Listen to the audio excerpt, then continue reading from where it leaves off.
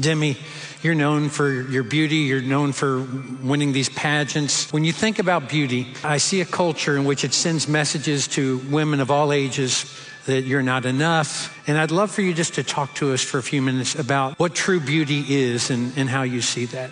When I was set to go and compete at Miss Universe, being the reigning Miss South Africa, it's a whole build-up, right? At the time, there was 95 countries competing, and that year, and probably in the history of Miss Universe, I was one of the shortest girls to go and compete for this title. And now if you think of models and beauty queens, they're usually tall, and people started placing me in this box saying, oh, she won't win because she's too short, started defining me in certain ways. And it's hard for that not to get to you, right? In the same way that I know so many young girls watch Instagram or watch social media and puts themselves in boxes, that is the way social media defines us to look or act like. Do you know what? As a Christian, I've had to go back and define self-love, self-worth, self-image to myself.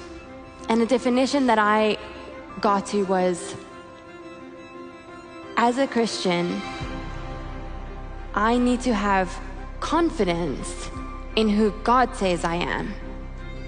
Not self-confidence, but God confidence. That's good.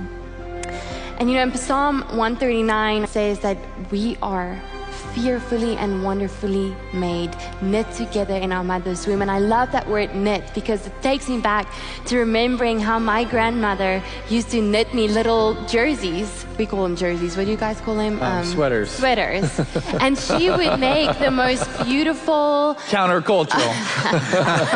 She would make the most beautiful patterns. And one time she made me like a little panda bear.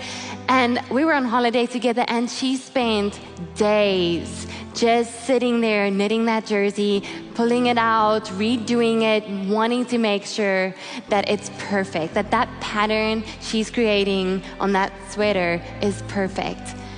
You know, it makes me realize when I read Psalm 139 verse 13 that God knit us in our mother's womb, that He had a precise plan for our life, that He created us in love, by love, and for love. And if that does not make you feel worthy, I don't think any amount of makeup, any amount of clothes, any amount of shoes, any amount of bags will ever make you feel worthy.